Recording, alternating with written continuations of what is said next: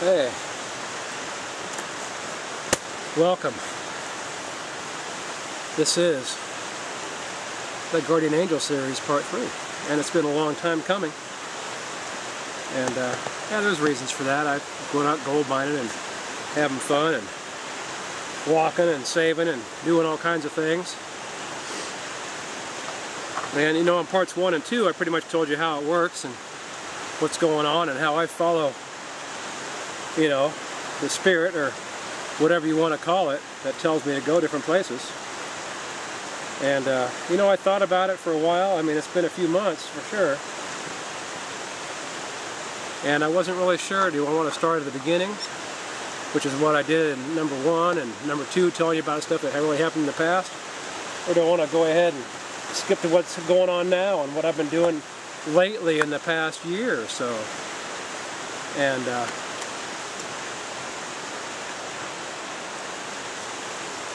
oh, look at that. I got the sunshine in the background. You got pieces of moss growing right behind me on this tree and stuff. And over here, I didn't know if it was buttons on the camera that got pushed or not. It just looks like a bright yellow, and it's really beautiful, you know.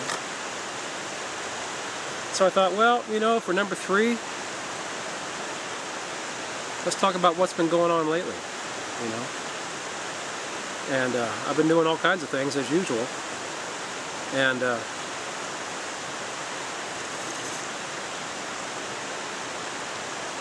I mean, there's some of them I don't talk about because they're, you know, kind of gruesome or whatever. You know, if you got a car wreck or something, and you got to help people out that way, you know. And but so I mean, there's so many, you got to kind of choose which one. So I'm just going to go ahead and tell you. Here a while back, I got told to go down to Bel Air. That's when all of a sudden I just came in a dream. You need to go shopping and go to Bel Air. Or actually it was Dollar Tree, and I was like, what do you want me to go to Dollar Tree for? You know, I really have no need. But, you know, I always follow the spirit, and I go where I'm told to go, because, you know, I don't always know what's going to happen. And so when I got down there, I went walking through the door, and next thing you know, I had this flash of this kid getting hit by a car. And this happens, you know, and I walk in the door and turn around, and here's this lady just got done. She had 2 kids, and she's going to teach her little 3-year-old or 2-year-old, whatever, how to cross the street on her own. And there was nothing wrong with that, because I mean, what I did as soon as I saw this little girl, you know, that was exactly who I saw in the dream. I just turned around and followed him right back out the door. So I never even got anything at a Dollar Tree. I just walked in there. And she had a, you know, the mom, she had an armload of groceries, you know, and pushing the cart, and another kid up there in the front of the cart. And and she actually had one hand on the girl, or the girl was holding on to her pant leg as she started out. And so I went ahead and turned around. I started walking right next to him, and Mom looked at me, and I go, I'm here. But I knew what she wanted to do. She wanted to see if the little girl was old enough to do it on her own and cross the street. You know, I just kind of said, you know, me, Guardian Angel. That's all I said. It was just kind of a joke, you know, and I say this kind of stuff because nobody really knows that I'm actually there because I've been sent there. I mean, and I don't have any problem just smiling and getting along with everybody anyway. So she starts walking out, you know, across the street, and the little girl just kind of stood there for a second. She goes, come on. And Mom just took off and started going, didn't even turn back around because she already knew that I was there with a little girl, right? And so I go walking out, and she gets about halfway out, and I'm kind of standing next to her. She's kind of looking up at me with great big eyes and her mouth wide open, going, who's this guy? You know, and what's going on? And next thing you know, she gets halfway across, and this car's coming up, and it's coming pretty fast. And of course, you know, they see me. I'm well noticed. Not just some small little kid, you know, not just a 3-year-old that might get hit, you know. Was the kid going to get hit? Not with me there, so it really didn't matter. So the car stops, but the little girl froze. She got too scared to cross on her own. She got about halfway across, she stopped, and I went ahead and put my hand down and said, it's okay, I'm right here. So she grabbed my hand, just a couple fingers, because she was pretty short. She's only 3 years old or 2 or whatever. And I started walking, and next thing you know, she has my hand. She runs up in front of me, turns around, and puts both arms up in the air like this. So I pick her up because she did not want to cross that street on her own. And Mom's kind of looking at me. She looked back at me, kind of, you know, she was smiling, but she was sad because she wanted her kid to learn how to cross the street on her own, but it just didn't work out that time, and that's okay because I was there for her. And so I went ahead and I picked up the little girl, and I held on to her, and I held on to her the whole time till we got to the car. I told Mom, it's okay, I'll go with you guys. I'm not in any hurry, you know. So I held her the whole way to the car, and you know, Mom went ahead and put the groceries away and got everything situated, and I just held on to the kid the whole time, and she was playing with me and laughing, and we were having a good time. And this is what I do, and I do this all the time. It could be anything from kids, like I said in the other ones, to even adults, and helping them out in different ways, even just by being there to listen to what they have to say. You know, so I was there for that little child, that little girl, right then, and I was probably there with her for 5 minutes. I mean, I held on to her the whole time till Mom got done with the groceries and got the baby put away, you know, and she was completely and totally comfortable with looking at the smile on my face and how I am and how I perceive myself to other people, to let me sit there and hold her daughter the whole time without any problem, because I was right there with her, you know. It was really an awesome situation. And when she got all done, she's like, well, she goes in the car seat up front. I mean, in the, you know, it was actually the second door back, because she's in one of those, you know, one of those vans, you know, the regular soccer mom van, whatever you want to call it. I don't even know. I don't own one. I couldn't tell what they're even called. But so I went ahead and I opened the door, and I went ahead and I put the little girl in the seat, you know, and then I got her all strapped in all good. And Mom came over and checked it out. She's like, wow. I've never seen her go to anybody like that before. And I'm like, yeah, this is just what I do, you know. I walk around sometimes, God uses me as a guardian angel, and this is what I do. And we just kind of laughed, because as much as it was funny the way I said it, it was also true, and I was there for that little girl that day. And so then we went around behind the car, we started talking, and you know, I told her my name, we introduced ourselves, and she had heard of me and knew who I was from town, and because I was born and raised in Auburn, basically, you know. Actually born in Sacramento, but just like my dad was born in Sacramento, but our entire family for the last 5 generations was raised in Auburn or abouts. You know, I raised my kid in Baxter at the old family homestead, my kids, and yeah, so it was a good, heartwarming time, man. We sat there and we talked, and you know, next thing you know, we said goodbyes. I gave her a hug, and you know, we turned around and walked our different ways, and that was the last time I saw him. But that's what I do, you know, and this is how I work. And is it a guardian angel? No, I'm just another guy, you know, just plain and simple. But what I do is I watch out for the things that are going to happen. And when I'm listening to my inner voice inside my head saying, you need to be here, okay, I go. Because sometimes it's really serious, and I can prevent things from happening as long as I get there in advance, just like I've said in the other 2, you know. And I'm good enough to know how easy it is to stop something. And because of my size, if it's something that has to do with a car or something, they should stop. You know, I'm not the kind of person that goes unnoticed. And it's a real advantage to be this way. You know, hopefully I'll continue dropping weight now. I've been unemployed for the last few months, basically kind of not really retired, but, you know, just living off the land, man. And I mean, I went shopping last year, and I packed up so much food, and next thing you know, we're out of a job, and it's all good, and it's been perfect. So now I sleep at night. I feel good about myself again. You know, I'm out here doing these things, you know, because for years I was stuck on that 6 p.m. to 6 a.m. and I was just asleep, kind of like a walking zombie, but now I'm back to normal and doing all kinds of stuff. And, you know, I'll go into another story that happened here, about 1.5 years or so ago, and because some of them are really, I really get called on, and I'm sitting, so here I am, right here, in this same place where I'm always at, when, you know, whatever you want to call it is speaking to me. You know, Christians, we all call it the Holy Spirit. You know, when God's talking to you. The same thing with Muslims and everything else. It's all good. Whatever religion you are, basically we're all the same, looking for the same things, but, you know, I say God is talking to me through the Holy Spirit, and this is just how it is. This is my beliefs.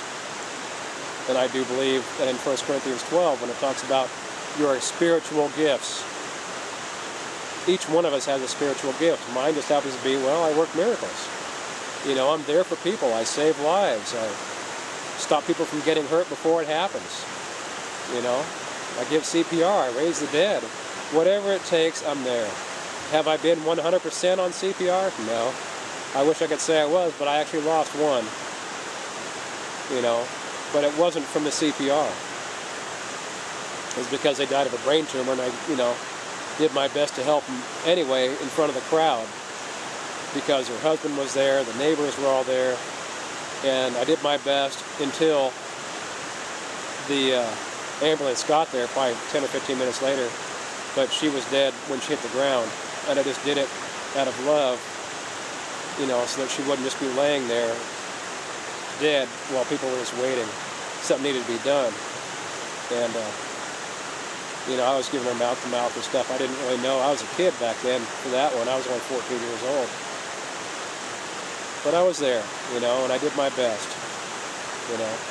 So anyway, about, you know, a year and a half, 2 years ago, something like that, I'm sitting right here. This is where I come. This is my place where I go camping and everything. And I actually have my motorhome down here. And early in the morning, you know, 4 o'clock, 5 o'clock, I start kind of getting that dream state where I'm half awake and half asleep. And God says, you need to go to the church in North San Juan in 2 weeks. And I'm like, okay, I heard you, no problem. You know, and with me that time, it was a real serious one. So next thing you know, I'm sitting there, you know, and it sounds crazy, and it is, but this is just how I work. And he says, you need to go, you will go to the church in North San Juan in 2 weeks. And I'm like, I heard you the first time. Okay?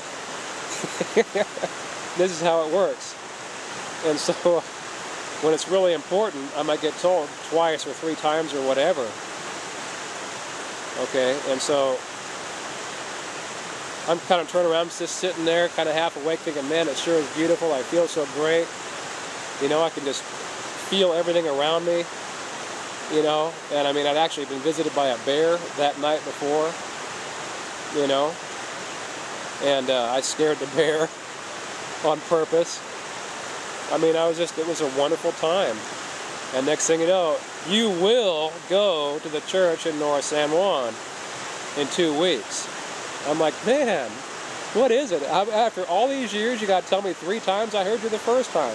I told you I would go. I heard you the second time. I told you I would go. You know I'm going. And then, you know, because he gave me 2 weeks, you know, I decided to scope it out. So I went that next weekend to see what was going on. This is what I do. When I get told something 3 times or something really important is going to happen, I will go there beforehand and assess the entire situation of what's going on. And I'd met Pastor Mike before, because we met down at the restaurant there. And I'd spoke to him. I said, I'll be coming to your church one of these days. You know, and he's like, yeah, you're more than welcome. Come on any time, Reed. And, you know, he got to know me a little bit. We sat there and talked and had breakfast. And I just kind of walked up to him and introduced myself, because I didn't know who he was. And that was a year before that. So I went to Mike's church, you know, that following weekend. And I didn't really know what to expect at all. And I walked in the door, and I look around, there's maybe 30 people in there. And there was this black guy sitting there all by himself, and he's just full of the Lord, and I just look at him right away, and he looks at me, and we're just kindred spirits.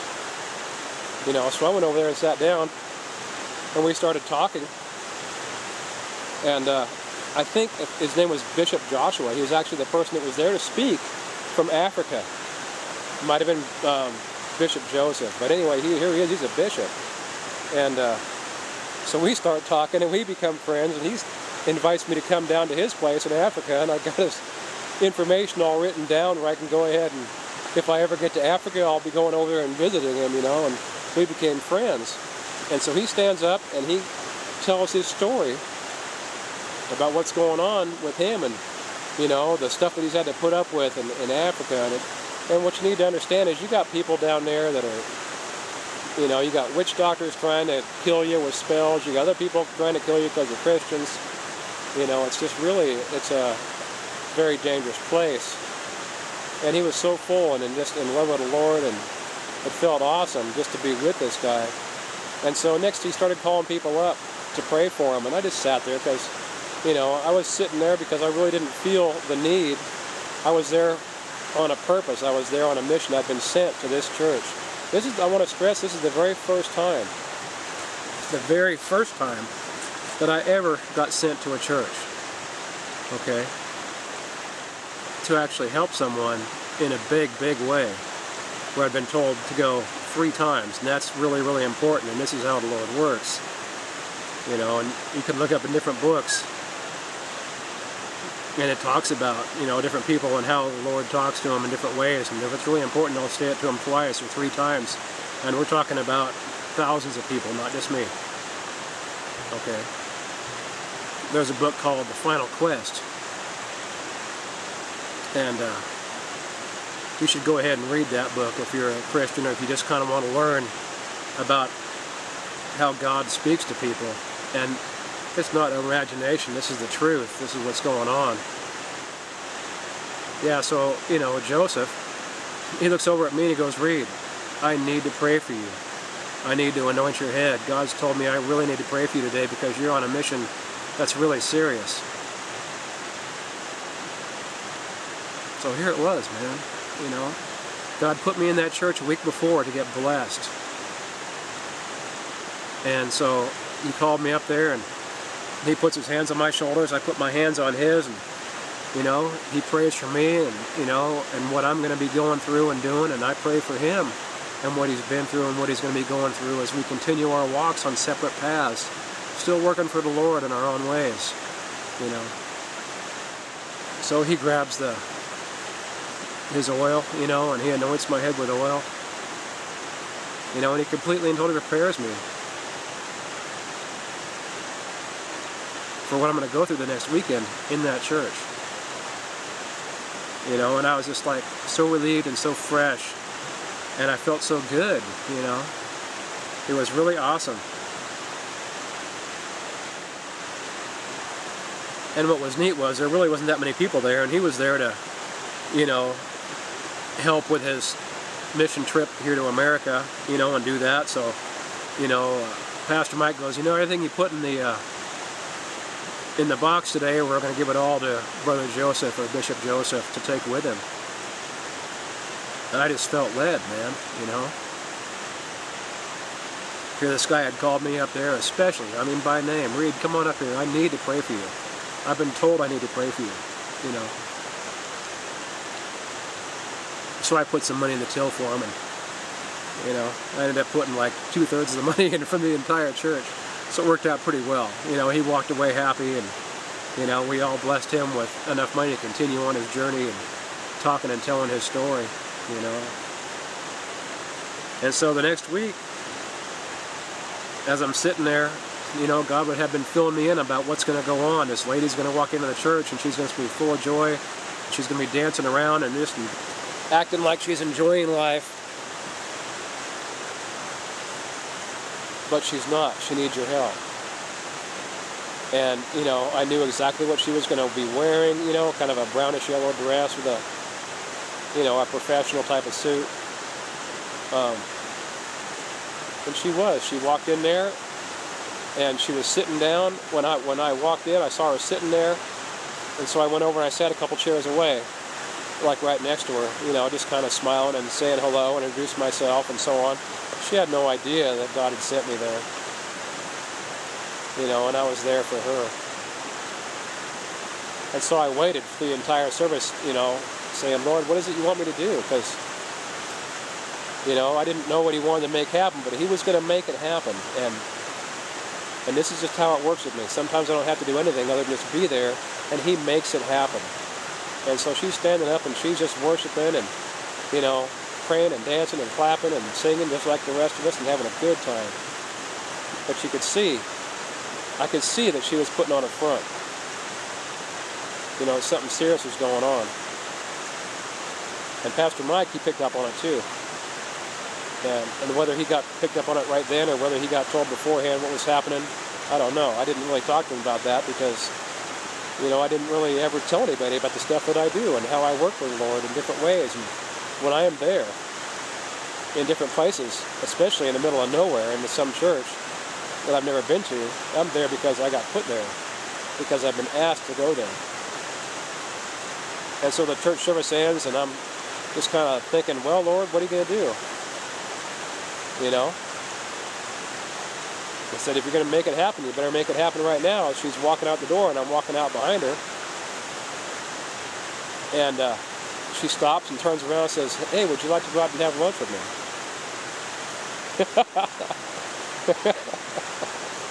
You know? She said, you want to come over to the pastor's house, and we're going to have a barbecue over there.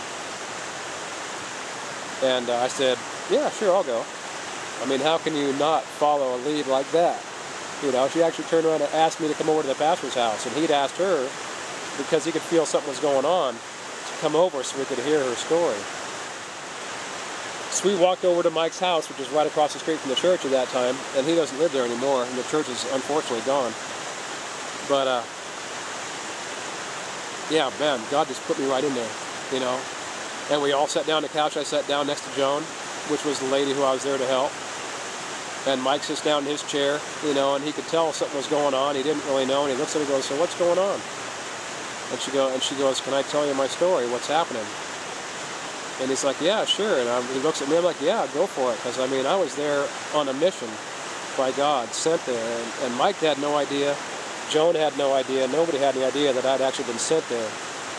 You know, and that I'd gone into church that week before and been completely and totally spiritually prepared by Bishop Joseph, you know, to be here, to listen to what this lady had to say.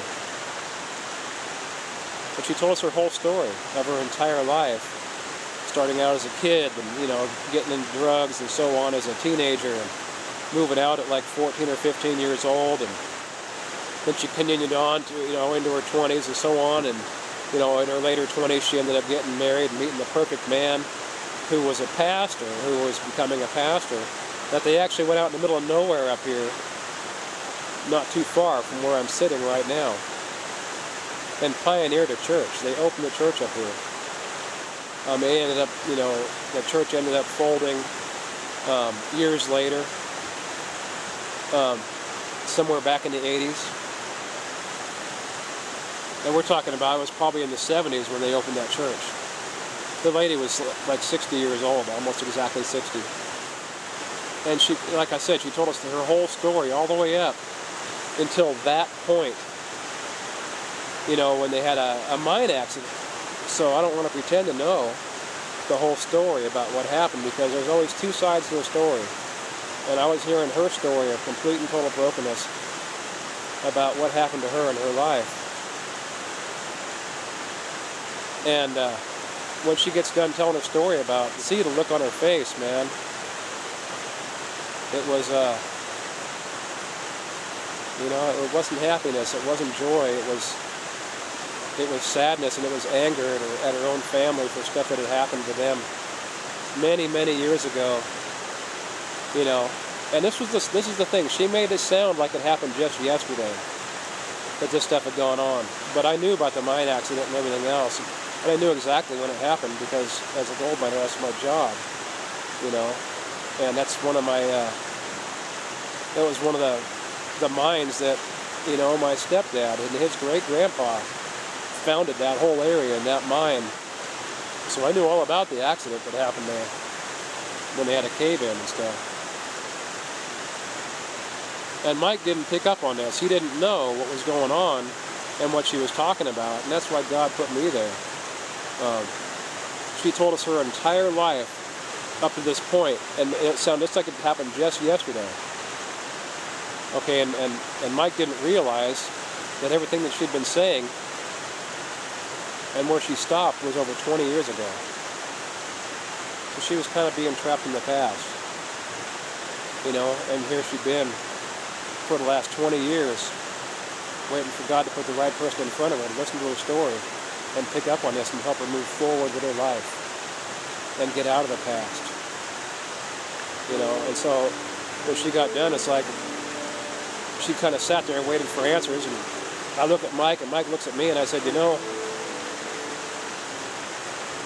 you just need to go, no matter what it was that happened between you and your sister, if it was her fault or whatever she did, just go to her and tell her you love her. You know, it's been 20 years, I mean, and you guys are sisters, and your family, and whatever it was, it's not important, and this is how Satan works. He tries to drive you apart and this and that. And her eyes just turned black, you know, and this is what happens, man. This is what happens with people that are trapped in anger or whatever. You know, and I told her, I said, bitterness is a sin, and you just need to just step out no matter what happened, just make up and become a family again.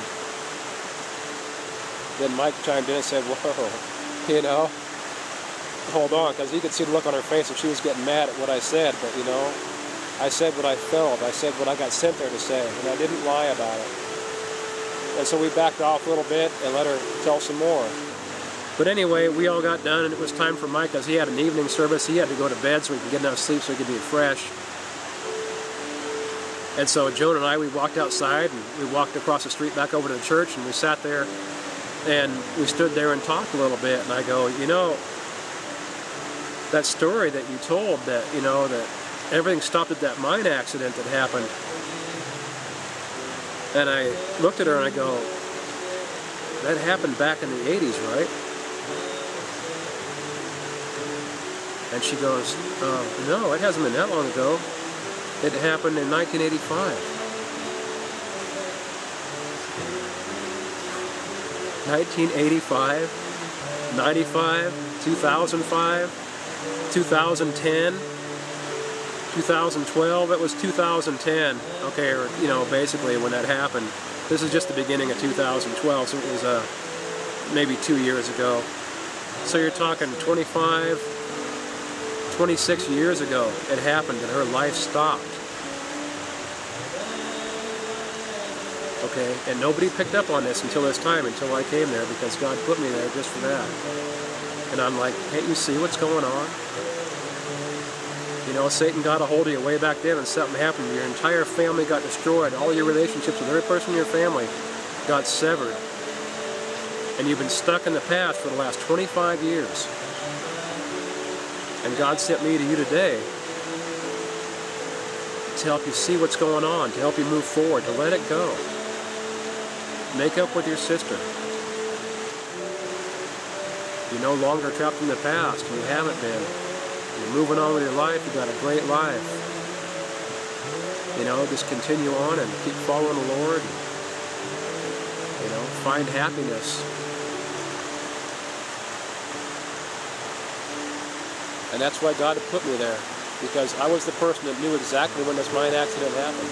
I could see right into her eyes and right into her face and right into her heart and see that everything she'd told us had happened 25 years before, and her entire life, her entire story stopped right then. But it took somebody with knowledge of this area and the mine accident to be there for her, to call her on it and let her know that she'd been trapped in the past for over 25 years.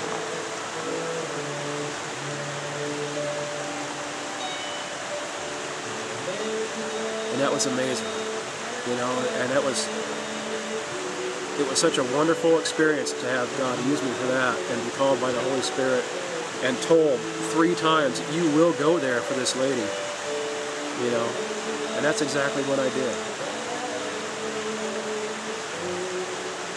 Hey, you know what? This has been a good story. I'm going to stop here. Like I said, if you haven't seen any of my other parts of the series, welcome to the Guardian Angel series, you know, where I tell my story and how it works and what I do and how I serve, you know. I work miracles for Jesus. And this is how it is. If you look at my welcome tape on my channel here, you know, at the very end, it says that God wants to fill you with love, love, and more love. And that's out of Jeremiah 31:3. And that's only in the Message Bible. Because different translations of the Bible translate different ways. But that's what he says. Expect to be filled with love, love, and more love. This is what I wanted to do with you guys today.